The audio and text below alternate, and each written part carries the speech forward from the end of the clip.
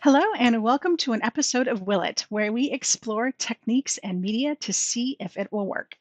Please take a minute to subscribe to my channel and ring the bell so you don't miss out on any new videos.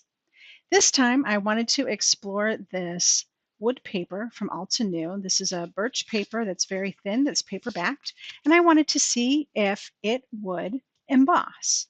So the altenew website does indicate that you can dry emboss this wood paper, and I think it's mostly because it has this paper backing that will keep the wood from cracking and breaking into pieces. So I wanted to explore that, and let's see if it will emboss.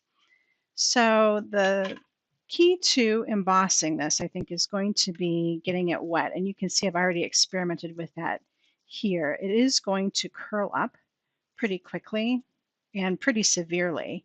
So once you have it embossed, I think you're going to want to go ahead and let it dry, perhaps in the embossing folder. And it comes in a full sheet. I'm going to move this out of the way though. So I'm just going to go ahead and spritz this generously with water. Now this is something that we would do with normal cardstock if you're afraid that it's going to crack as you emboss it. So now that I have this nice and wet, I have these 3D dies, and this is like a botanical one, and this is this geometric. So I think I'm going to do the geometric and go ahead and give this a try. Now, when you use these 3D dies, there is a different sandwich for the Big Shot, which is the Big Shot platform and your 2 acrylic plates with your embossing folder in between. Actually, no, I'm totally wrong. Take out 1 embossing plate because it's so thick. So it's just the platform, the embossing folder, and your top acrylic plate. So I'm going to run this through the Big Shot and we'll see what happens. Okay, so I just ran this through and back, and I heard a little bit of crickly crackly, but it didn't sound like it was too bad. So let's open this up and see what we get. And I'm going to kind of hold it. And there we go. It has clearly embossed this piece of wood. You can see that better on the back side. There you go. So you can see here that it did emboss the wood, and it is holding together. There's not really a lot of cracking, but you see how it's totally wanting to curl up. So what I think I'm going to do is just keep it inside here, if I can get it back in place, and just let it dry.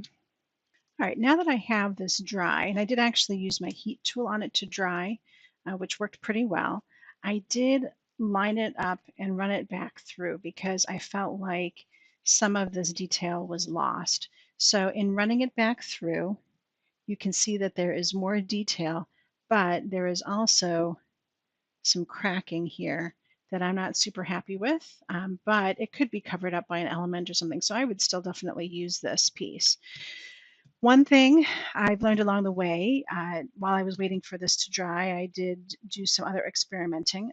If you are going to die cut, you want to make your die cut first and then emboss it because it will flatten out some of this embossing that would leave it with a flat look that you probably wouldn't really want to have for a project.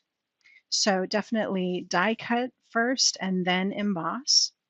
And then to add some extra detail to it, you can use some graphite pencils or colored pencils to add extra detail. So you see how I have these guys popping out? What I did is I cut a circle and then I die cut the 3D botanical. You can't even see that pattern on here. There it is. So I cut out the 3D botanical. There you go. You can see that better now. Onto the wood paper, and then I went ahead and I did some shading in with some graphite pencils, and I really love the way this card looks. So will it emboss? Absolutely. You might want to test out your embossing folders because you will probably get varying results and some will turn out better than others. But overall, it is definitely a technique that you can add to your toolbox. I hope you enjoyed exploring this new technique with me and that you join me again for another episode of Will It. Until next time, happy crafting.